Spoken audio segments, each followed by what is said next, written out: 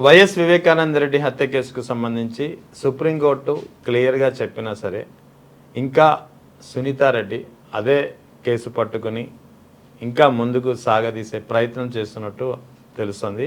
తాజాగా ఏపీ హైకోర్టులో కూడా ఆమె పిటిషన్ దాఖలు చేస్తున్నారు. సో ఈ నేపథ్యంలో అన్ని వివరాలపై మాట్లాడేందుకు మనతో మరోసారి జాయిన్ అవుతున్నారు retired additional SP Rajeshwar Reddy గారు. సార్ నమస్తే. నమస్తే అండి. ఎలా ఉన్నారు? ఫైన్. ఏంటి సార్, సునీతారెడ్డి ఇప్పట్లో ఈ కేసును ముగించే ఉద్దేశం ఆమెకు లేదా? సుప్రీంకోర్టు అన్నిసార్లు చెప్పింది కేటగిరికల్గా ఈ కేసులో ఇంకా విచారించాల్సిన అంశాలు లేవు, విచారణ అయిపోయిందని చెప్పి అటు సుప్రీంకోర్టు అభిప్రాయపడమే కాకుండా కేసు టేకప్ చేసినటువంటి సిబిఐ కూడా తేల్చి చెప్పినటువంటి పరిస్థితి. So again and again why she's going to courts? ఇప్పుడు తాజాగా ఏపీ హైకోర్టులో కూడా పిటిషన్ దాఖలు చేస్తున్నారు. తెలంగాణ హైకోర్టులో. తెలంగాణ హైకోర్టులో. అదే నేను మొదటి నుండి చెప్తున్నా కదా, ఆమె ఒక రాంగ్ రూట్లో ప్రయాణం చేస్తూ ఉంది. మరి ఆమె మానసిక స్థితి ఏమో దానికి దాంట్లో ఎక్స్పర్ట్స్ అయిన వాళ్ళు చెప్పాలి. ఓకే. ఎందుకంటే ఆమె ఏదో ఒకటి నమ్మినట్లు ఉంది. మరి ఆమెను నమ్మింపజేసిన వాళ్ళు ఎవరో దాన్ని పట్టుకొని లాగుతా ఉంది.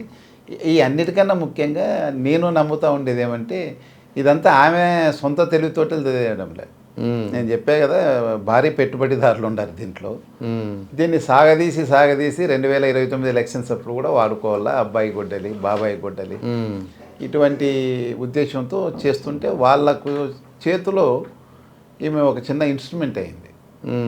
ఎవరైతే పెట్టుబడి పెట్టి ఈ లక్షలు అపియరెన్స్కి లక్షలు కోట్లు తీసుకునే లాయర్లు ఎంగేజ్ చేసి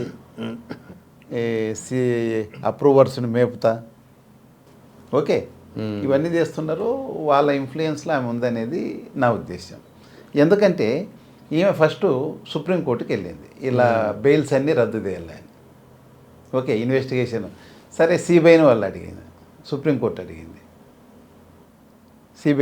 సిబిఐలో మేము అంతా ఇన్వెస్టిగేషన్ కంప్లీట్ అయింది. అది కూడా సుప్రీంకోర్టు డైరెక్షన్ మీద వాళ్ళు ఫైల్ చేశారు. 30/6/2023 అంతా ఛార్జ్షీట్ ఏమంటే వేసేసారు వాళ్ళు, కంప్లీట్ చేసేసి. ఇంకేం లేదు వాళ్ళకు, కంప్లీట్ చేసేసారు. తర్వాత అప్పుడున్న డైరెక్టర్ ఇంట్రెస్ట్గా చేసిన సిబిఐ డైరెక్టర్ సుబోధ్ కుమార్ జైస్వాల్ కూడా లేడు. ఆ టీమ్స్ పోయినాయి, కొత్త టీమ్స్ వచ్చాయి. ఓకే, వీళ్ళు మొత్తం ఇన్వెస్టిగేషన్ చేసాం, మేము చేసేది ఏం లేదు దీంట్లోన, ఫర్దర్ చేసేది ఈమె కోరికలు ఉండేటివన్నీ ఏమైతే ఇదే లేవనెత్తుతుందో పిటిషన్స్లో అవన్నీ కూడా గతంలో ఇన్వెస్టిగేట్ చేసిన సిబిఐ టీంలన్నీ టచ్ చేశాయి, ఇంకా మేము చేసేది ఏం లేదని చెప్పింది. సరే, సుప్రీంకోర్టు ఏం చేసింది, సరే నువ్వు కింద కోర్టులో పోయి రెమెడీ తీసుకోండి. ఎందుకంటే 156(3) కింద 173(8) కింద కోర్టుకు లేకున్నా ఆ టైంలో ఇప్పుడు కొత్త బిఎన్ఎస్ఎస్ చట్టంలో ఉంది 173(8) అంటే 193 అయింది. దాంట్లోన కోర్టు ఇన్వెస్టిగేషన్ ఇవ్వచ్చు, లేకపోతే ఇన్వెస్టిగేషన్ చేయాలంటే కోర్టు పర్మిషన్ తీసుకొని చేయాలి. 156(3) కింద ఎప్పుడైనా ఇవ్వచ్చు కోర్టు. కాబట్టి నీకు ఆ రెమెడీ ఉంది కదా, మీరు అక్కడికి అప్రోచ్ కమ్మన్నారు. సరే, ట్రయల్ కోర్టుకు వచ్చినారు సిబిఐ కోర్టు ఏం చెప్పింది, మొత్తం ఆమె వేసినటువంటి చూసి సిబిఐ వాళ్ళ వర్షన్ కూడా వినింది. ఏమంటే మేము ఇవన్నీ టచ్ చేసామంటే ఆల్రెడీ ఎగ్జామ్ చేసాం, ఇన్వెస్టిగేట్ చేసాం, దాంట్లో మేము చేసేది ఏం లేదని ఒక పాయింట్ మాత్రం మిగిలిపోయింది అని. ఎందుకంటే కిరణ్ యాదవ్ అనేది ఆయన అర్జున్ రెడ్డి అని వైఎస్ ప్రకాష్ రెడ్డి మనవడు. సర్వతం రెడ్డి గారని వాళ్ళ ఫాదరు స్కూల్ ఉంది వాళ్ళకు. ఆ స్కూల్ వాళ్ళ అమ్మ నాయన స్కూల్ పెట్టి నడుపుకుంటుంటారు. ఈ అబ్బాయి చాలా యాక్టివ్గా పాదయాత్రల్లో కూడా చాలా యాక్టివ్గా వర్క్ చేశాడు. ఆ అబ్బాయికి ఈ మెసేజ్ పెట్టాడట సునీల్ యాదవ్ తమ్ముడు కిరణ్ యాదవ్. అది టైమింగ్స్ చూస్తే యూనివర్సల్ టైం, అది గ్రీన్విచ్ టైంలో ఉంది, అది ఛార్జ్షీట్లో కూడా ఉంది. అది దాన్ని పెట్టి ఆమె లేదు అర్ధరాత్రి ఇచ్చినాడు 142 ఏదో చెప్పింది. అది 7:42 మార్నింగ్. అవును, మన ఇండియన్ ఐఎస్టీ టైమింగ్ 7:42కు దేశమంతా తెలిసింది. అది తెలిసింది. అయినా ఈమె ప్రెజర్ తట్టుకోలేక కోర్టుకు అర్థమైనా కానీ మళ్ళీ సిబిఐకి ఇచ్చింది. సిబిఐకి ఇస్తే దీని మీద మళ్ళీ ఆ ఆర్డర్ మీద మళ్ళీ సుప్రీంకోర్టుకి వెళ్ళింది ఆమె. ఇది కాదు, జగన్మోహన్ రెడ్డి వాళ్ళందరినీ కూడా ఎగ్జామ్ చేయాలా, కోర్టు దాన్ని పరిగణలోకి తీసుకోలేదు అని. ఎందుకంటే ఆమె నమ్ముతూ ఉంది ఈ కృష్ణారెడ్డికి వీళ్ళకి తెలియకముందే జగన్మోహన్ రెడ్డికి అవినాష్ రెడ్డి ఫోన్ చేసి చెప్పాడనేది ఆమె నమ్ముతూ ఉంది. అంటే ఇక్కడ ఆమె నమ్ముతా ఉందా లేకపోతే ఆమె అలా నమ్మేలా వెనకాల ఎవరైనా ప్రొవోక్ అంటే ఈ లార్జర్ కాన్స్పిరసీ అనేది ఒకటి జరిగింది లాస్ట్ టైం కూడా అన్నారు మీరు. ఈ సిబిఐ వాళ్ళు వీళ్ళందరూ కూడా పెద్ద లార్జర్ కాన్స్పిరసీ, 100 కోట్ల ఇన్వాల్వ్మెంట్ నేను గట్టిగా నమ్ముతున్నాను. వాళ్ళు ఏం చేశారు, ఆయన అజయ్ కల్లం సార్ని పోయి ఎగ్జామ్ చేశారు. ఏమండి ఎన్ని గంటలకు మొదలైందండి మీ మీటింగ్ అంటే తెల్లవారుదాం 4:30కో 5కో మొదలైంది అన్నారు. తర్వాత ఎంతకే అయిండొచ్చు అంటే ఆయన ఏం చెప్పినాడో ఏమో కానీ ఆ వచ్చిన ఆఫీసర్ మాత్రము హాఫ్ అన్ అవర్ తర్వాత ఫోన్ వచ్చిందండి ఆయనకు అన్నాడు. అంటే 5:30 కదా అది. ఏమైనా టైం చూసుకుంటాడా? 3 ఏళ్ళు 4 ఏళ్ళ కిందట జరిగేటివి అజయ్ కళ్యాణ్కి ఏం గుర్తుంటుంది కదా. దాన్ని కూడా వాళ్ళు వెరిఫై చేసుకున్నారు, అంతకన్నా ముందే వెరిఫై చేశారు. కృష్ణమోహన్ రెడ్డిని ఎవరైతే అతను నవీన్ అనే అబ్బాయిని, కృష్ణమోహన్ రెడ్డిని, అవినాష్ కాల్ డీటెయిల్స్ అన్నీ తీశారు. నవీన్ అనే అబ్బాయికి అవినాష్ రెడ్డి కాల్ చేశాడు 6:30కి ఉదయం 6:30. అది అప్పటికే వీళ్ళ 6:30కి వీళ్ళకి 6:15కే తెలుసు. సునీత భర్తకు, సునీత వాళ్ళ బావగారికి, సునీత గారి అమ్మగారు సౌభాగ్యం అక్కకు అందరికి తెలుసు, ముందే 6:15కు తెలుసు. ఈయన 6:30కు ఫోన్ చేశాడు. కాల్ డీటెయిల్స్ ప్రకారం కూడా అప్పుడు జగన్మోహన్ రెడ్డికి ఫోనే లేదు. అవును, ఓకే, ఫోన్ లేదు. ఈ నవీన్ అతనికి చేశాడు. చేసినాక నవీన్ కృష్ణమోహన్ రెడ్డిని పిలిచి, నవీన్ కూడా చెప్పలే ఆయన అవినాష్ రెడ్డి అర్జెంటుగా మాట్లాడాలా, ఎవరు ఉన్నారంటే ఇట్లా మీటింగ్ జరుగుతుంది అంటే కృష్ణమోహన్ రెడ్డిని పిలిచి కృష్ణమోహన్ రెడ్డికి విషయం చెప్పాడు. కృష్ణమోహన్ రెడ్డి ఆయనకు పోయి చెప్పాడు శివులో. తర్వాత సరే ఇట్లా బాబాయ్ లేరంటే చనిపోయారు అని ఆయన వైండ్ అప్ చేశాడు ఆ రోజుకు. ఏది మన ఏమంటారు మేనిఫెస్టో మీటింగ్ జరుగుతుంది 15వ తేదీ. ఎందుకంటే నెక్స్ట్ డే ఆయన ఇడుపులపాయలు వచ్చేసి లిస్ట్ అనౌన్స్ చేయాలి ఫార్మల్గా. అవును, అప్పుడే చాలామంది వర్క్ చేసుకుంటున్నారు, ప్రచారం చేసుకుంటున్నారు, వాళ్ళు లిస్ట్ అనౌన్స్ చేయాలి. అప్పుడు దాన్ని వైండ్ అప్ చేసేసి ఆయన తర్వాత పులివెందులకు బయలుదేరడం ఇదంతా ఉంది. ఇది షాక్, పార్టీకి షాకు, జగన్మోహన్ రెడ్డికి షాకు జనరల్గా. ఎందుకంటే ప్రతి సెకండు అంటే ఆయన 4:30కి లేచి 5:30 నుంచి మీటింగ్ తీసుకున్నంటే ఎంత విలువైన సమయం. ఈ మర్డర్ వివేకానంద రెడ్డి గారు చనిపోవడం వలన జగన్మోహన్ రెడ్డికి దాదాపు 2.5 days వెళ్ళిపోయింది. క్రూషియల్ టైం అది, క్రూషియల్ టైం. ప్రతిపక్షంలో ఉన్నారు. నాకు అదే డౌట్ వచ్చింది, అతన్ని డిస్టర్బ్ చేసేకి ఇతను చంపేశారేమో అని. ఇప్పటికి నాకు డౌట్ ఉంది, అది కూడా ఒకటి. ఎందుకంటే క్లారిటీ లేదు సిబిఐ ఇన్వెస్టిగేషన్లో. వాళ్ళంతా తప్పు, వాళ్ళు ఒక మోటివేటెడ్ ఇన్వెస్టిగేషన్ చేశారు. కాబట్టి ఈ దీంట్లో ఆమె ఏ విధంగా నమ్ముతుంటే ముందే వచ్చిందని దానికి అన్నీ చేశారు. అంటే అలాగే సార్ ఇక్కడ చేసి సిబిఐ వాళ్ళు ఇది ముందు తెలిసే అవకాశమే లేదు అన్నారు. ఎందుకంటే అవినాష్ రెడ్డి వాట్సాప్ రాత్రి అంతా యాక్టివ్ ఉంటుంది. ఎందుకంటే మెసేజ్ రిసీవ్ అయినప్పుడు అంతా మన ఫోన్లో కూడా యాక్టివ్ ఐపీడీఆర్ పట్టుకొని ఉన్నట్లే వాళ్ళు ఏదో దాన్ని లింక్ చేయాలని చాలా ట్రై చేశారు. సిబిఐలో ఫెయిల్ అయినారు. ఏమి కాక ఒక తప్పుడు స్టేట్మెంట్ రాసుకున్నారు. ఎందుకంటే 161 ప్రకారం రాసుకున్నప్పుడు అజయ్ కల్లాం సార్ ఏం సంతకం పెట్టలేదు దాంట్లో. ఒక మన మాదిరి ఇట్లా మాట్లాడుకొని పోయారు. వాళ్ళ రూమ్లో వచ్చారు, టీ ఇచ్చారు, జస్ట్ టీ తాగుతాం సార్, ఏదో మాట్లాడతాం సార్ అన్నారు. ఆయన టీ ఆఫర్ చేశారు, ఏదో 2 మాట్లాడుకొని వాళ్ళ సొంతంగా ఒకటి స్టేట్మెంట్ రాసేసుకున్నారు. దాన్ని ఆయన హైకోర్టులో ఛాలెంజ్ చేశాడు, నేను అలా చెప్పలేదు, టైమింగ్స్ తప్పని. దాన్ని ఛాలెంజ్ చేస్తే వీళ్ళు దాని గురించి ఇంకేం అనుకోకుండా దాని గురించి వాళ్ళు, ఎందుకంటే సుబోధ్ కుమార్ జైస్వాల్ కూడా రిటైర్ అయిపోయి 25/5/2023లో. తర్వాత ఇంకా వాళ్ళు దాన్ని మానేసి ఇంకా 28వ తేదీ జూన్లో 2023లో ఛార్జ్షీట్ వేశారు. ఈమె ఇప్పుడు ఏం కోరుతుంది, మళ్ళా కోరేది అది.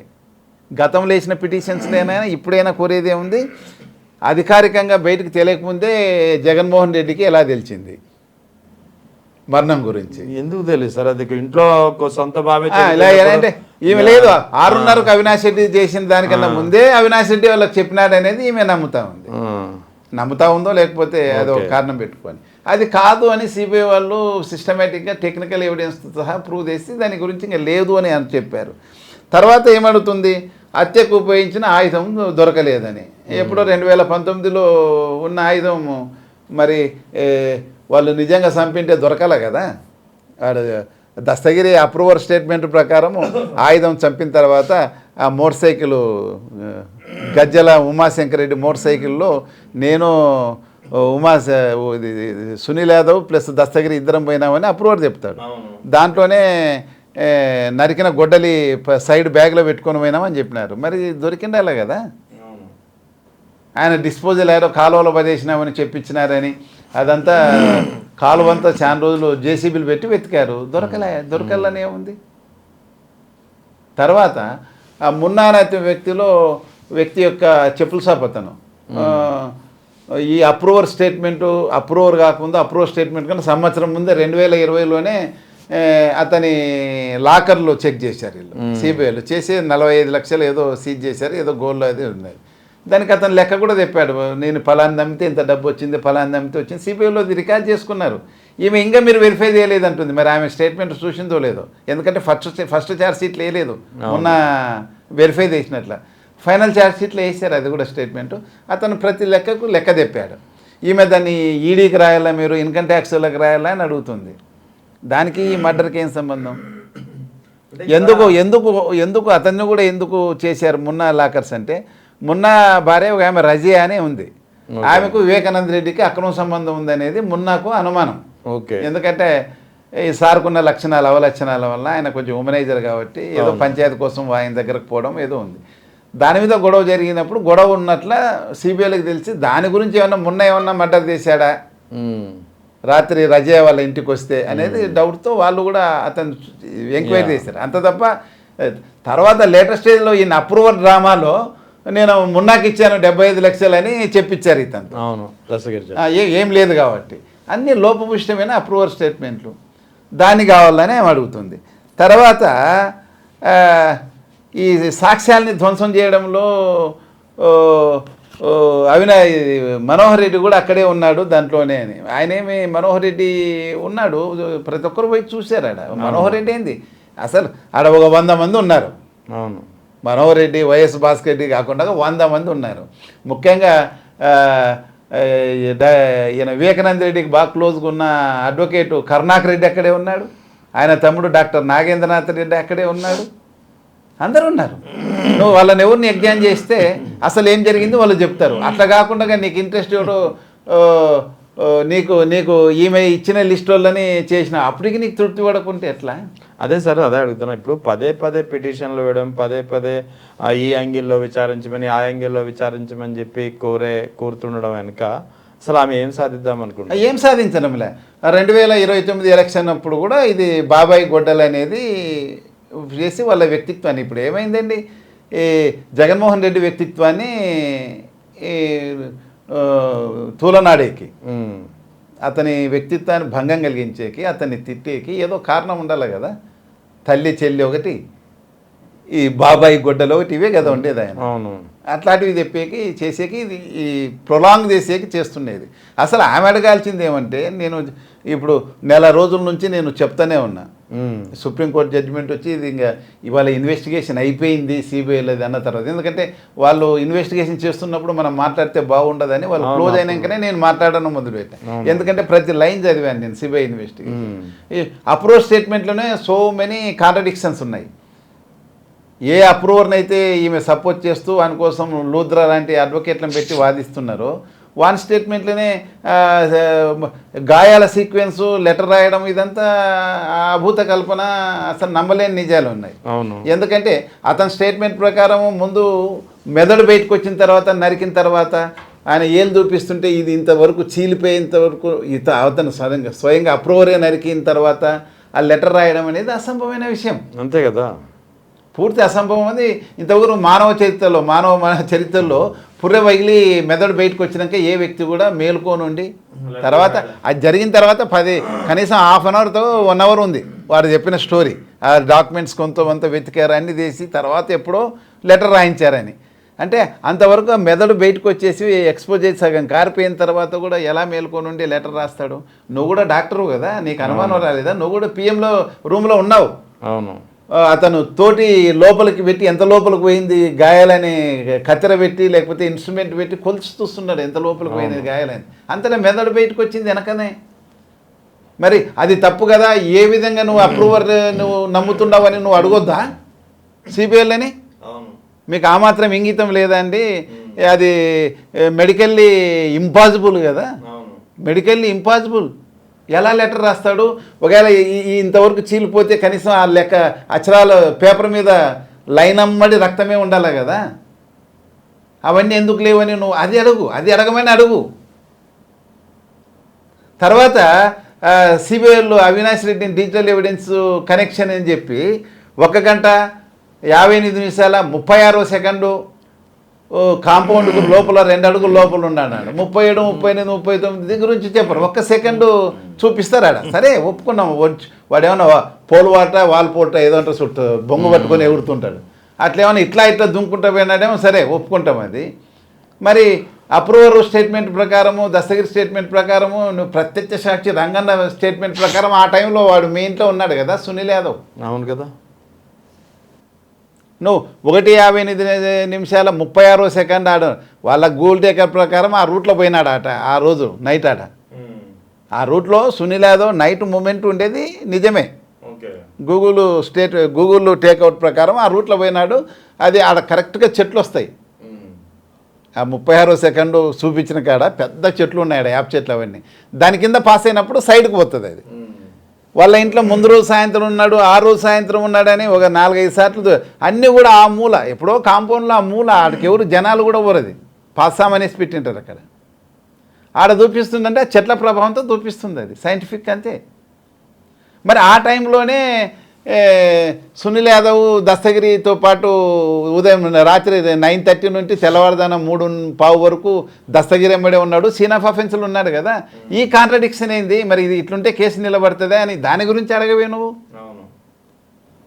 అంటే ఇక్కడ ఏ అనుమానాలు అయితే అడగాల్సి ఉన్నాయో అవి అడగకోకుండా ఇష్టం వచ్చేట్లా అడుగుతా ఉంది. అంతేగా సార్. ఇక్కడ నాకు ఒకటి అడిగింది, ఇప్పుడు తెలంగాణ హైకోర్టులో ఇప్పుడు పిటిషన్ వేసింది ఆమె. ఈ పిటిషన్ ఎలా ఉండబోతుంది? ఎందుకంటే గతంలో సుప్రీంకోర్టు క్లియర్ గా చెప్పింది ఇందులో విచారించాల్సిన ఇప్పుడు ఈ పిటిషన్ పై తెలంగాణ హైకోర్టు స్పందన ఎలా ఉండబోతుంది అంటే, ఇప్పుడు సిబిఐలో క్లియర్ గా చెప్పారు, మేము చేసేది ఏం లేదండి, మీరు ఏదన్నా చెప్తే చేస్తాము, మా దగ్గర నుంచి ఏం లేదని చెప్పింది. ఈమె పిటిషన్ ని వాళ్ళు తీసుకున్నాక కౌంటరే కదా చేసింది. ప్రతిదానికి ఆన్సర్ చేశారు. మేము ఈ సబ్జెక్టు దీని మీద మేము ఎంత ఎంక్వైరీ చేస్తాం, ఇంకా లేదు అని చెప్పుకుంటూ వచ్చారు వాళ్ళు.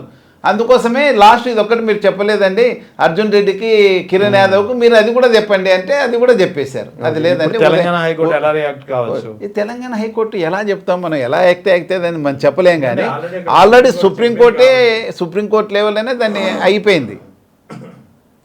నువ్వేమైనా కొత్త సంగతులు తీసుకొని బయటకు వస్తే ఆ పాతవి కాకుండా ఆల్రెడీ సుప్రీంకోర్టులో చెప్పినట్టు చెప్తున్నావు, ట్రయల్ కోర్టు ముందర చెప్పినట్టు చెప్తున్నావు, మళ్ళీ హైకోర్టు ముందు అదే చెప్తున్నావు. అవన్నీ మేము చేసినావని సిబిఐలు ఆల్రెడీ చెప్పారు. వాళ్ళు చేయని విషయం ఏది ఉంటే అది కూడా చేయమన్నారు, అది కూడా చేసేసారు. ఇంకా కొత్త విషయాలు ఏమున్నాయి నీకు? ఎంతసేపు ఉన్నా జగన్మోహన్ రెడ్డిని భారతమ్మని, ఎందుకంటే భారతమ్మకు ఫోన్ ఉంటుందేమో, జగన్మోహన్ రెడ్డికి లేడు, వీళ్ళకి ముందే తెలిసాయని ఐపీడీఆర్ పట్టుకొని వీళ్ళని కూడా ముద్దాయిలు చేసి జైలుకి పంపిమని చెప్తుంది ఈమె. దీని వెనుక ఉన్నట్టుగా మీరు కూడా గతంలో చెప్పారు, ఒక 100 కోట్ల డీల్ ఉందండి. సో ఆ డీల్ చేసిన వ్యక్తులు ఎవరంటే ఏం చెప్తారు? అది దేశానికి అంత తెలుసు, నేనెందుకు చెప్పాలా కాంట్రవర్సీలు? నేను చాలా మాటలు చెప్పాను, దేశానికి అంత తెలుసు. ఎవరు బాగుపడుతున్నారు దానివల్ల? నువ్వేమైనా బాగుపడుతున్నావా? లేదు. నేను బాగుపడుతులేదు. ఏమైనా సిపిఐ వాళ్ళు ఏమైనా బాగుపడుతున్నారా? పొలిటికల్ గెయిన్ అంతే. ఏం ఆస్తిరూపకంగా ఎవరికన్నా వస్తుందా? నీకో నాకు ఎవరికి లేదు. పొలిటికల్గా అతన్ని దెబ్బతీస్తే ఎవరు బాగుపడతారు? మన స్టేట్లో ఉండేది 2 పార్టీలే. నువ్వు ఒప్పుకున్నా 11 వచ్చినా, 110 వచ్చినా, 151 వచ్చినా, నువ్వు వీళ్ళకి 124 వచ్చినా కానీ 2 పార్టీలే ఉండేది, వేరేదేం లేదు కదా. కూటమి అన్నందుకు ఆయనకు 21 సీట్లు వచ్చాయి. దాంట్లో 11 మంది తెలుగుదేశం వాళ్ళే కండవాలేసి ఇచ్చారు. మిగతా 10 మందిలో కూడా చాలా మంది వైసీపీని ఉంటే అక్కడ ఉంటే ఇక్కడ వచ్చిన డబ్బున్న లీడర్లు, అంతే కదా. 2 పార్టీలే ఉంటాయి. ఉంటే ఆయన తోక పార్టీగా ఉంటాడు. బీజేపీకి ఏం చేయలేదు, కూటమి ఉంటేనే 1 సీటో 2 సీట్లు గెలుచుకుంటుంది. కాంగ్రెస్కు అసలే లేదు, 0. అంతో ఇంత పుంజుకునే టైంలో షర్మిలని పెట్టారు కాబట్టి ఆమె వ్యక్తిగతంగా తీసుకుంటుంది. పాత కాంగ్రెస్ వాళ్ళు ఎవరైతే ఉంటారో అసహించుకుంటున్నారు. ఎందుకంటే రాజశేఖర రెడ్డి కుటుంబం అంటే ఎవడైనా ఒకటే కదా అందరికీ. వాళ్ళు కాంగ్రెస్ వాళ్ళంతా రాజశేఖర రెడ్డి అభిమానులే, వాళ్ళ కుటుంబ అభిమానులు. ఆ విధంగా వాళ్ళ ఇమేజ్ని టార్నిష్ చేస్తూ ఉంటే అది కూడా పోయింది. ఇంకెవరు బాగుపడతారు? తెలుగుదేశం ఊరు, వైసీపీ ఊరు. అవును. వైసీపీ నాయకుడికి అప్రతిష్ట, వైసీపీకి నష్టం జరిగితే ఎవరికి లాభం? టీడీపీకి లాభం, అంతే. కాంగ్రెస్కి ఏం లాభం కాదు. వాళ్ళు పెట్టింటారు అంతే, ఎవరు పెడతారు? రైట్. అదండి. ఏపీ సచివాలయ ఉద్యోగుల సంఘం ప్రెసిడెంట్గా చేసినటువంటి వెంకట్రామరెడ్డి ఉద్యోగం నుంచి డిస్మిస్ చేసింది government, election code of conduct అని చెప్పి. కానీ గతంలో ఉద్యోగ సంఘాల ప్రెసిడెంట్గా చేసినటువంటి అశోక్ బాబు కూడా ఇదే డైరెక్ట్గా ఎన్నికల ప్రచారంలో పాల్గొన్న వీడియోస్ ఉన్నాయి.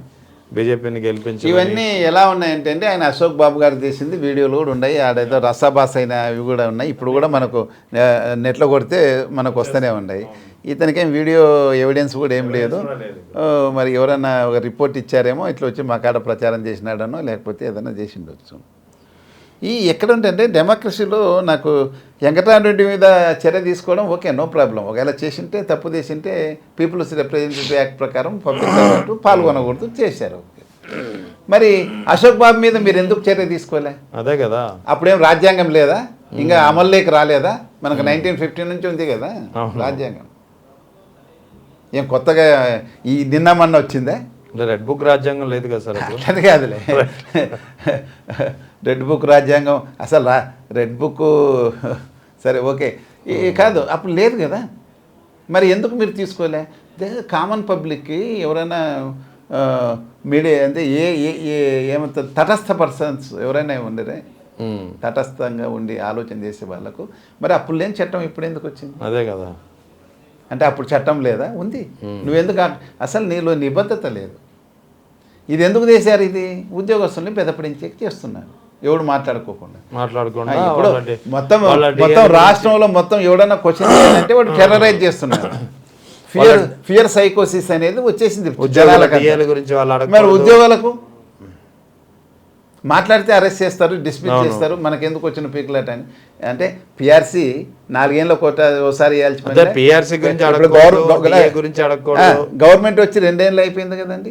2 ఏళ్ల కిందటనే ఎప్పుడో జగన్మోహన్ రెడ్డి పిఆర్సీకి ఒక చైర్మన్ కమిషన్ వేశారు కదా, పిఆర్సీ కమిషన్ వచ్చి ఒక పెట్టేసి, అవును నువ్వు వస్తే అంత రాజీనామా చేస్తే దాని గురించి పట్టించుకోలే.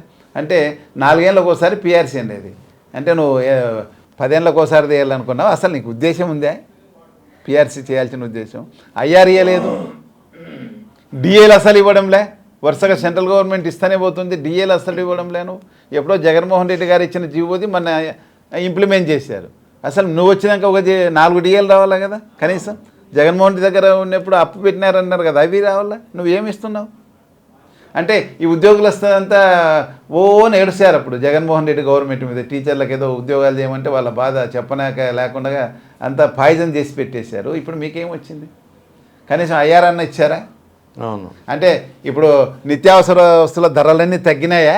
ద్రవ్యోల్బణం తగ్గిందా? ఇప్పుడు మీ జీతాలు ఇంకా ఎక్సెస్ అయిపోయినాయి మీకంతా. మీరు ఎందుకు అడగడం అంటే ఫియర్ సైకోసిస్. అట్లా ఎవడు మమ్మల్ని ప్రశ్నించకూడదనే ఉద్దేశంతోనే ఎవరు వెంకట్రామరెడ్డి అన్న తన్ని డిస్మిస్ చేశారు ఈ టైం చూసుకొని అనేది. ఎందుకంటే ఇప్పుడిప్పుడే గలం ఇప్పడం మొదలు పెట్టాడు ఆయన.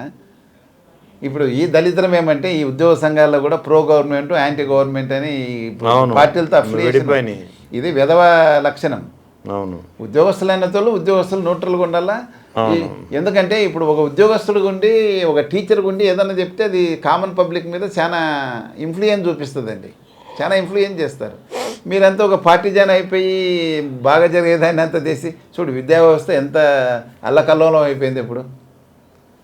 మన ప్రతి ఒక్కరు కూడా ఇంగ్లీష్ మీడియం చదివి మన పిల్లలంతా ప్రపంచంలో గ్లోబల్ వ్యవస్థ ఎలా ఉంది ఇప్పుడు? అవును. ఎలా ఉంది ఏంటి? ఏదో ఆన్లైన్లో ఇంటర్వ్యూ తీసుకుంటే మన వాళ్ళు ఎందుకు సెలెక్ట్ కాలేకపోతున్నారు? ఈ తెలుగు మీడియం చదివిన వాళ్ళు ఇంగ్లీష్ మీడియంకి వానికి చాలా తేడా ఉంది. అవును.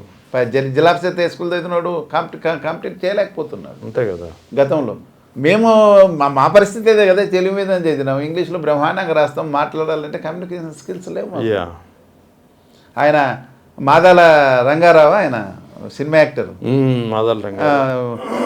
జస్టిస్ ఎన్వి రమణ, గౌరవ justice NV Ramana, some Venkaiah Naidu వీళ్ళందరితో డయాస్ షేర్ చేసుకున్నప్పుడే దాన్ని అడయమ్మ మీరు ఇంగ్లీష్ మీడియం వద్దంటున్నారు, మేమంతా తెలుగు మీడియం చదివితే మేము ప్యూన్లుగా ఉండాలా, ఇంగ్లీష్ మీడియం తోటి మా మీద ఆఫీసర్కి వస్తున్నాడు, ఏంది ఇది మీరు మీ పిల్లల్ని ఏమి ఇంగ్లీష్ మీడియం చదివిస్తున్నారు, మిగతా వాళ్ళంతా ప్యూన్ ఉద్యోగాలు చేసి తెలుగు మీడియం చదివాలా అని క్వశ్చన్ చేశారు. ఆ పరిస్థితి ఉంది. అంతా ఈ విధంగా విద్యా వ్యవస్థ అంతా నాశనం చేసేది ఇది టీచర్లు వాళ్ళు చెప్పమంటే 2 రోజులు పోతే పాపం వాళ్ళ కోసమే బైలింగ్వల్ టెక్స్ట్ బుక్లు కూడా పెట్టారు. జస్ట్ ఉద్యోగం చేయమని పాఠాలు చెప్పమంటే వాళ్ళు ఎంత అరిసి గగ్గోలు పెట్టి పాపం ఆయన అన్నిటికన్నా అద్భుతమైన ఆలోచన చేశాడు పిఆర్సీ గురించి. ఈ సందర్భంగా నేను చెప్పదలుచుకున్నా, సెంట్రల్ గవర్నమెంట్తో ఆన్ పార్ విత్ చేసేస్తామండి, ఇంకా మనది అవసరం లేదు, వాళ్ళు ఎప్పుడు ఇస్తే అప్పుడు అని. సెంట్రల్ గవర్నమెంట్ ఖచ్చితంగా వాళ్ళు 10 yearsకి ఒకసారి ఏదో ఉన్నట్టుంది అది పిఆర్సీ. అవును, pay reason commission every 10 years. ఇప్పుడు దానికి సమానంగా వాళ్ళతో జీతాలు చేసి ఇచ్చేస్తామంటే డిఏలు వస్తే ఆటోమేటిక్గా పడిపోతుండే, పిఆర్సీలు వస్తే మనకి ఇబ్బంది ఉంటుండే. ఇప్పుడు ఈ దళిద్రం ఇప్పుడు 8th పే కమిషన్ నడుస్తూ ఉంది. దాని ప్రకారం మనం వాళ్ళతో సెట్ చేసుకొని శాలరీస్ ఏదో ఒక ఫార్ములా పెట్టి ఫిక్స్ చేస్తుండ్రి. అవును, చేసిన తర్వాత వీళ్ళనంతా అడగాల్సిన పనిలే కదా, ఆటోమేటిక్గా మన హక్కుకు వస్తుండే. సెంట్రల్ గవర్నమెంట్ తీస్తేనే ఆటోమేటిక్గా మనకు వస్తుండే, డిఏలు కూడా ఆటోమేటిక్గా రిలీజ్ అయిపోతుండే. అంతే కదా. ఆ విధంగా నేను చేస్తానంటే అతని ఆలోచనని ఏది చూసినా తప్పే. ఎంప్లాయీస్ ఏం తింటున్నారు ఇప్పుడు, కడుక్కొని తాగుతున్నారు. అంతే కదా. అట్లా ఇది కేవలము వెంకట్రామరెడ్డి గారిని డిస్మిస్ చేయడం అనేది, అతనేమో నాకు సాక్ష్యాలు లేవని చెప్తా ఉన్నాడు. సరే అవన్నీ లెక్క లేకుండానే సరే చేశారు. చేయడం ఏమంటే ఒక ఉద్యోగ సంఘం లీడర్ని, మిమ్మల్ని ప్రశ్నించే లీడర్ని డిస్మిస్ చేయడం వల్ల మొత్తం ఎంప్లాయీస్ని అంతా భయోత్పాతానికి గురి చేయాలనేది మీ ఉద్దేశం. నిజంగానే అలాగనే ఉన్నారు. కానీ ఇది ఎలా కొడుతుందంటే ఫియర్ సైకోసిస్ బయలుదేరితే, ఇప్పుడు నాకేదో జరుగుతుందని, నాకేదో చెడు జరిగితే పోలీసు వాళ్ళ ద్వారా కానీ ఇంకో రకంగా ద్వారా గవర్నమెంట్ ద్వారా కానీ రాజ్యం బెదిరింపు ఇది, రాజ్యం యొక్క దౌర్జన్యం. దీనివల్ల మిగతా ఓటర్స్ నాకేమైనా ఇబ్బంది అయితే 1000 మంది అన్న బాధపడరా, నా ఫ్రెండ్స్ వాళ్ళందరికీ ఫియర్ సైకోసిస్ వస్తుంది. రాజేశ్వరికి ఇలా ఉంటే మిగతా వాళ్ళ పరిస్థితి ఏమనేది వస్తుంది కదా. అలా ఒక ఉద్యోగ సంఘ నాయకుడినే నువ్వు డిస్మిస్ చేసినంత మాత్రాన మిగతా ఉద్యోగస్తులంతా వ్యతిరేకత వస్తుంది. నీవు ఇవ్వాల్సిన పిఆర్సీ కానీ, నువ్వు ఇవ్వాల్సిన ఐఆర్ కానీ, నువ్వు ఇవ్వాల్సిన డిఏలు కానీ, లేకపోతే ప్రమోషన్స్ సక్రమంగా చేయడం కానీ, ఇవన్నిటిని కూడా నువ్వు ఉద్యోగస్తుల నుంచి దూరం చేసే ఉద్దేశంతో వాళ్ళు నోరు ఎత్తకుండా గలం ఇప్పుకోకుండా నువ్వు వాళ్ళని బెదిరించాలనే ఉద్దేశంతోనే వెంకటరామరెడ్డిని డిస్మిస్ చేసినారని నేను నమ్ముతున్నా. మావిగాన్ అంశం మచిలీపట్నం, విజయవాడ, గుంటూరు ప్రాంతాలకు సంబంధించినటువంటి ఏరియా వర్సెస్ అమరావతి. అంటే వాస్తవానికి చాలా రోజులైంది వైఎస్ జగన్ ఈ ప్రస్తావన తీసుకొచ్చి, అప్పటి నుంచి ట్రోలింగ్ నడుస్తుంది. ట్రోలింగ్ తర్వాత చర్చ అనేది పెద్ద ఎత్తున మొదలైంది. ఎంతగా మొదలైంది అంటే చర్చ, కూటమి ప్రభుత్వం డిఫెన్స్లో పడి ఒకనొక సమయంలో చంద్రబాబు కూడా మావిగాని ఇప్పుడు చెప్తున్నాడు జగన్, మేము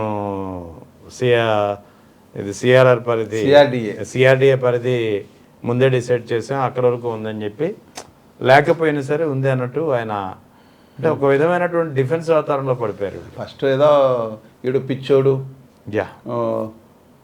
వీళ్ళ వాళ్ళ అసహ్యంగా ట్రోల్ చేస్తుంటారు. మరి ఆ జాతి ఏం జాతి నాకు తెలియదు. పులివెందుల నుండి ఆ పదాన్ని పలకను నేను, అర్థమైంది. ఇట్లా పిచ్చిగా చేసి ఆయన ఏదో పిచ్చోడు అన్నట్లా రకరకాలుగా చూపించారు. మీరు అన్నారు ఇప్పుడు మావిగాన్ వర్సెస్ అమరావతి. ఏం లేదు, వర్సెస్ ఏం కాదండి. Okay, Amaravati is the part of Mavigan. Okay, but Mavigan not part of Amaravati.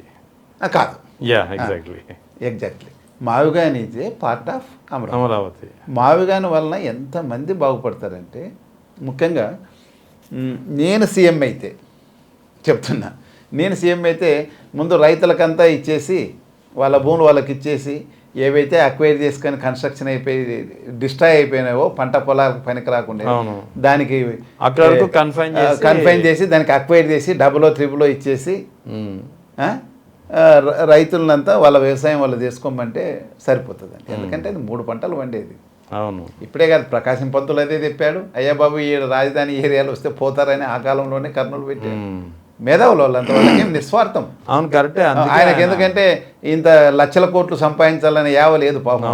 ఆయన ప్రకాశం పంతులు ఆయన సీఎంగా రిటైర్ అయినాక ఎలా బతికాడో మీకు అంత తెలుసు అండి. ఆ తర్వాత శివరామకృష్ణన్ కమిటీ అదే చెప్పింది. ఈ ఏరియాలో కానీ పెడితే అసలు 3 పంటలు వండేటివి ఏదండి, మనుషులకు ఆహారం లేకుండా పోతుందని ఆ రోజే చెప్పారు, ఈరోజు చెప్పారు. నేను సీఎం అయితే అదే పని చేస్తాను. నేను సీఎం అయితే ఏం చేస్తాను, ఇప్పుడు మావిగానులైనా కానీ నీకు ఈ బిల్డింగ్ కట్టాలంటే ఎంత లోపలకు పునాది లేలా, ఏం కథ, లూజ్ సాయిల్ ఆడ అసలు కన్స్ట్రక్షన్ యాక్టివిటీస్ ఉండకూడదు యాక్చువల్గా. అదే కదా శివరామకృష్ణ అని చెప్పింది. నేను ఆన్నే చేస్తానంటే, నువ్వు జనాలంతా నిపుణులంతా అక్కడ వద్దంటే నేను ఆన్నే చేస్తానంటే నీ ఇంట్రెస్ట్. వాడెవడో పిచ్చోడు నీకు తెలియకుండా నేను ఇన్ఫ్లుయెన్స్ చేసేసి మనం ముందే ఇక్కడంతా భూములన్నీ కొనుక్కొని ఇక్కడ డిక్లేర్ చేస్తే బాగుంటుందండి అని కుట్ర చేసి వందల ఎకరాలు ఒక్కోరు అక్వైర్ చేసుకొని ముందే వాళ్ళ ఇన్ఫ్లుయెన్స్లో పడి నువ్వు కూడా కొనుక్కున్నావు. నీ మీద కూడా అలిగేషన్స్ ఉన్నాయి, హెరిటేజ్ మీద లేకపోతే బినామీల మీద తీసుకున్నారని, నారాయణ మినిస్టర్ మీద ఉన్నాయి, అందరి మీద ఉన్నాయి. అందరు కూడా ఈవెన్ బాబు మా కేశవ్ గారు మా కరువు ప్రాంతం నుండి వచ్చిన ఆయన, మా సావుకారులు అంటారు వాళ్ళని, మంచి మాకు కూడా మంచి మిత్రుడు వేస్తారు. వారి మీద కూడా అలిగేషన్స్ వచ్చినాయి. అంటే ముందే రాజధాని కాకముందే నువ్వెందుకు ఆడ తీసుకున్నావు అని. కరెక్టే, తీసుకున్నారు. తీసుకొని తర్వాత చెప్పినప్పుడన్నా సర్దుకోలే కదా. నువ్వు ఏది పడితే అదే పట్ట. నువ్వు 40 అంతస్తులు 50 అంతస్తులు ఏదో బిల్డింగ్లు కడతాంటున్నావు, ఏం పనో నాకు అర్థం కాలే. ఇప్పుడున్న దాంట్లో 5 సంవత్సరాల పాటు నువ్వు 2 ఏళ్ళ పాటు, జగన్మోహన్ రెడ్డి 5 సంవత్సరాల పాటు, ఇప్పుడు మళ్ళీ 2 ఏళ్ళు అయింది. ఇప్పుడు దాదాపు 9 సంవత్సరాలు పాటు ఇప్పుడున్న నువ్వు కట్టిన సెక్రటేరియట్ టెంపరీ ఎందుకు అవుతుందండి? నువ్వు ఎప్పుడో చూసారా సెక్రటేరియట్కి వెళ్ళి? పక్కా బిల్డింగ్స్ అవి, అసెంబ్లీ పక్కా బిల్డింగ్, హైకోర్టు పక్కా బిల్డింగ్. ఇంకేమండి, ఇంక మళ్ళీ కొత్తగా కట్టాల్సిన అవసరం ఏముంది? ఎవరు సొమ్మంది కడుతున్నావు నువ్వు? ఇవన్నీ నేను పన్నులు కట్టాల్సిందే కదా. అత్యధికంగా పన్నులు కట్టేది తాగుబోతులు పాపం. 100 రూపాయలు సీసా కొంటే 25 రూపాయలు దాని ఖరీదు అవుతుండేది. ఎవరికి? ఈయనకి వెళ్ళేది ఫ్యాక్టరీ వానికి. 70% పన్నే, గవర్నమెంట్ పన్ను. ఆ 25 రూపాయల్లోన షాప్ అని మార్జిను ప్లస్ అది మన తయారు చేస్తూనే, మందు తయారు చేస్తూనే వాటా, మిగతా 75 నుంచి 80 రూపాయలు ట్యాక్సే కడుతున్నారు. అవును, ఇన్కమ్ ట్యాక్స్ కడుతుండే కాదు, ట్యాక్స్ కడుతుండేది. నువ్వు అగ్గిపేట కొంటే కూడా నీకు 60-70 పైసలు రూపాయి అగ్గిపెట్టి ఉంది అనుకోండి. ఇప్పుడు రూపాయికి ఎదురు రావడం, 5 రూపాయలు అగ్గిపెట్టి అనుకోండి, నువ్వు 4 రూపాయల పైన నువ్వు సెంట్రల్ ఎక్సైజ్ అవన్నీ చాలా ఉంటాయి దానికి, అగ్గిపెట్టకు కూడా. ప్రతి దాంట్లో ఏది కొన్నా కానీ 18%, 12% ఉంటే 18%, 24% జిఎస్టీ ఉంది కదండి. నువ్వు 10 లక్షల పైన నువ్వు ఇన్కమ్ సంపాదిస్తే దాదాపు 5 లక్షల చిల్లర 4,60,000 ట్యాక్సే కడతావు, ఖర్చు పెడితే దాన్ని. జిఎస్టీ, ఇన్కమ్ ట్యాక్స్ 2 కలిపితే ఈ డబ్బంతా ప్రజలదే కదా.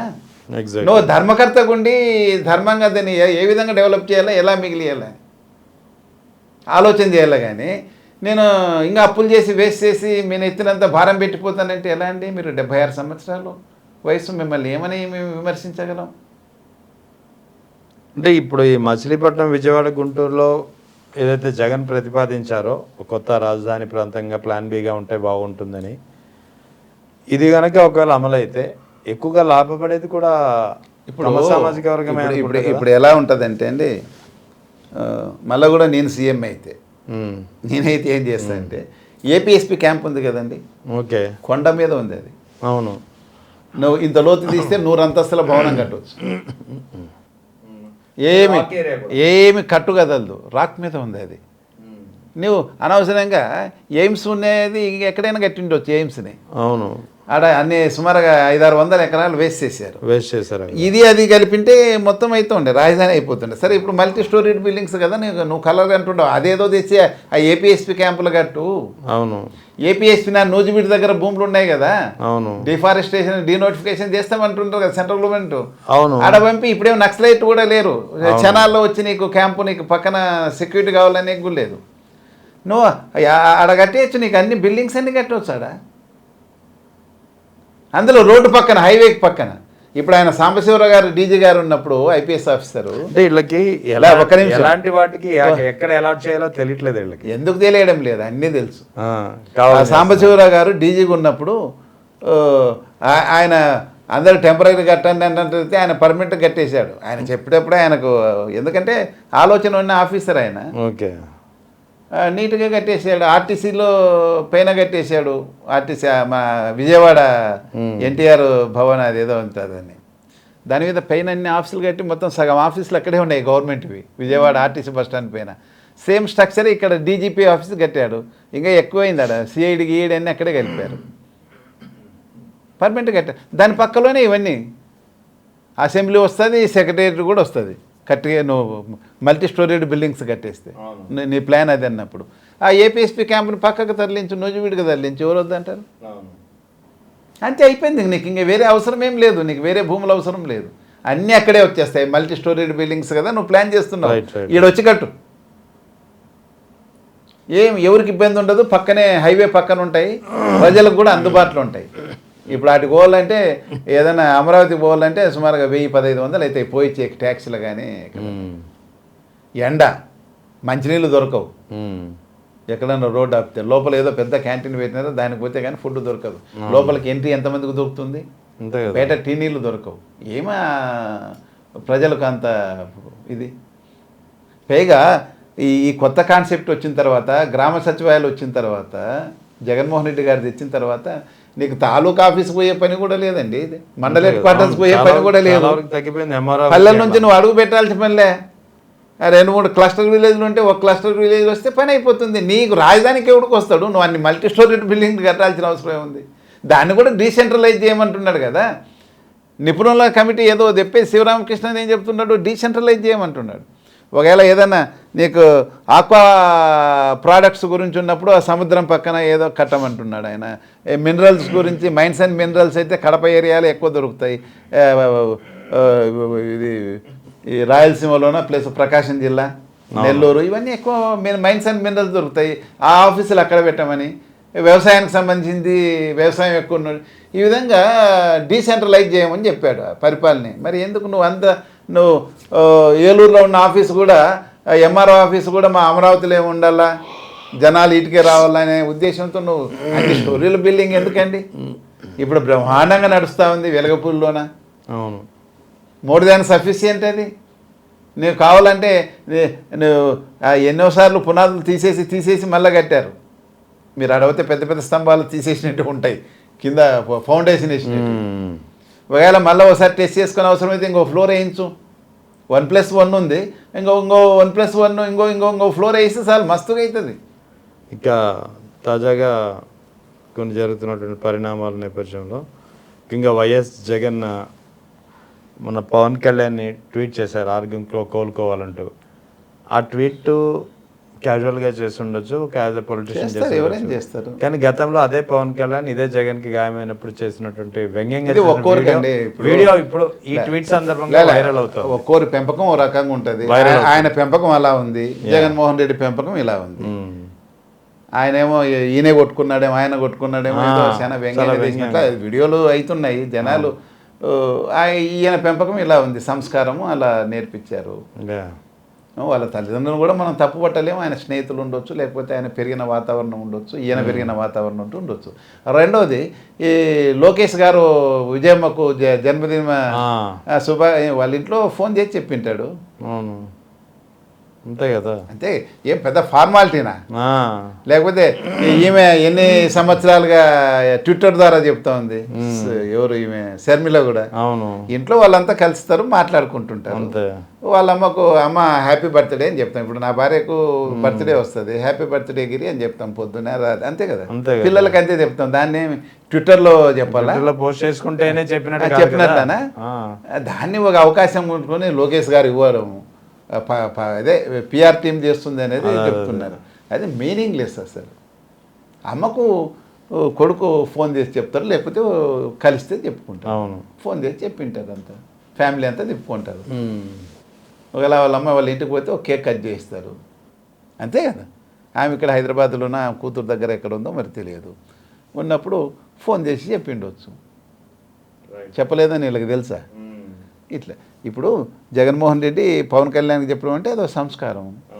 దాన్ని అంతా మీరు వైరల్ చేసేసి అంటే ఎట్లయితుంది? ఆయనకు ఆ సంస్కారం ఉండాలి. ఇప్పుడు అదే కదా మనకు దళిద్రం అయిపోయింది. ఇప్పుడు వ్యవస్థ అంతా డిటరేషన్ అయిపోతుంది, సంస్కారం లేని రాజకీయాలు. ఎవడన్నా సంస్కారవంతుడు వస్తే వాడిని కులబొడిసి చంపేస్తుంది వాళ్ళ సంస్కారాన్ని. ఇంకా పిఠాపురంలో జరిగినట్టు గొడవ కూడా చూసే ఉంటారు కదా, వర్మ వర్సెస్ జనసేన. అది కూడా జనసేనని లీడ్ చేసింది కూడా వైసీపీ మాజీ ఎమ్మెల్యే పెండెం దొరబాబు. వర్మ ఒక విధంగా ఆయన మొన్నటి వరకు వర్మకు అక్కడ గుర్తింపు లభించడం లేదని ఇప్పటికే ఆయన చాలాసార్లు ప్రశ్నించిన పరిస్థితి. ఇక టీడీపీ వాళ్ళు తిరగకుండా చేస్తున్నారు, జన సైనికులు ఎక్కడికక్కడ గ్రూప్స్ కింద డివైడ్ అయిపోయి కాపు కాస్తున్నారు. ఇప్పుడు ఎలా అంటే పిఠాపురం జస్ట్ కొంచెం మనకు అక్కడ ఉన్న ఒక ఆయన మాకు ఒక ఎస్ఐ గారు మేమంతా కలిసి పని చేసాము ట్రైనింగ్ ఇన్స్టిట్యూట్లో. ఇది మాట్లాడుతుంటే ఆయన ఎవరో తెలిసి ఉంటుంది. ఆయన జనసేనలోనే ఆయన భార్య కూడా ఏదో పోస్ట్ ఉంది, కాపు కమ్యూనిటీ ఆయన. ఈయన వర్మ గారు కదా, వర్మ గారు అక్కడ టీడీపీ తరఫున ఇండిపెండెంట్గా గెలిచాడో లేకుండా ఆయన నిజంగా పబ్లిక్ లో హోల్డ్ ఉన్న వ్యక్తి. ఎందుకంటే అది క్యాస్ట్ కులపిచ్చి ఎక్కువ ఉన్న ఏరియాలు అవన్నీ. అవును, కానీ అట్లాంటి కాపు డామినేషన్ ఉన్న కాడ కూడా ఈయన గెలిచాడు. మైనారిటీ ఇతని క్యాస్ట్ అక్కడ. అతను ఎవరుంటారండి, 10 కుటుంబాలు కూడా ఉన్నాయా లేదు. క్షత్రియాస్ ఏరియా కదా అది. పోయి ఆయన సెటిల్ అయిపోయింటాడు. ఆయన గెలిచాడంటే ఆయనకి ఎంత ఇమేజ్ ఉంటుందండి. ఇండిపెండెంట్ గా 2 సార్లు గెలిచినట్టు, గెలిచిన తర్వాత పార్టీ లేక టీడీపీ పోయినాడు. అసలు అతన్ని బలిపశులు చేశారుగా అవును టీడీపీ పార్టీ వాళ్ళు. ఎప్పుడైతే నువ్వు దాన్ని క్యాస్ట్ పరంగా పవన్ కళ్యాణ్ గారు ఏం చెప్పినా కానీ అది ఒక కమ్యూనిటీకి రిప్రజెంట్ చేసే పార్టీ జనసేన అనేది అర్థం. అంతే కదా, డౌట్ లేదు. డౌట్ వాళ్ళని అడిగితే కూడా అది చెప్తారు. ఓకే, ఇప్పుడు ఎవరు లేరు, ఆయన ఓన్లీ ఆ కమ్యూనిటీ వాళ్ళే ఉన్నారు, వేరే వాళ్ళు ఎవరు ఏం లేరు.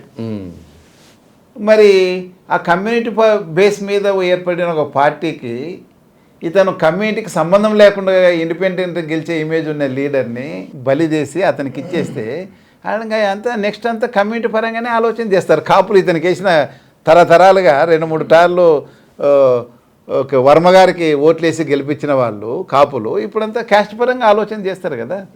ఇప్పుడు అతన్ని పూర్తిగా నిర్మూలన చేస్తే తప్పిస్తే మళ్ళీ ఇబ్బంది. నెక్స్ట్ టైం మళ్ళీ వర్మ మంచి పొటెన్షియల్ థ్రెట్ అని భావించేసి చేస్తున్నారు అంతే. అవును, కాపు కమ్యూనిటీ వాళ్ళు జనసేన పార్టీ ముసుగులో చేస్తున్నారు. ఇదంతా కుల పోరాటమే తప్పిస్తే ఏం కాదు.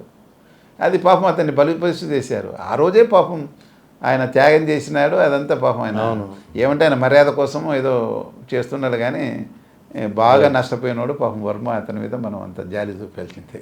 రైట్, నెక్స్ట్ టైం కూడా అతనికి ఉందో లేదో మనకు తెలియదు. ఎందుకంటే ఓన్లీ క్యాస్ట్ కమ్యూనిటీ బేస్ మీద జరుగుతున్నాయి ఇంకా నెక్స్ట్ ఎలక్షన్స్ కూడా. అవును అంతే, ఎగ్జాక్ట్లీ. పాపం వర్మని నిజంగానే ఆడ గెలుస్తున్నాడంటేనే గొప్ప సంగతి. ఆయన నాకైతే ఆశ్చర్యంగా ఉండే. అవును, ఇంకా మొత్తం పాపం ఆయనకు ఏముండదు. Right sir, thank you. నమస్తే.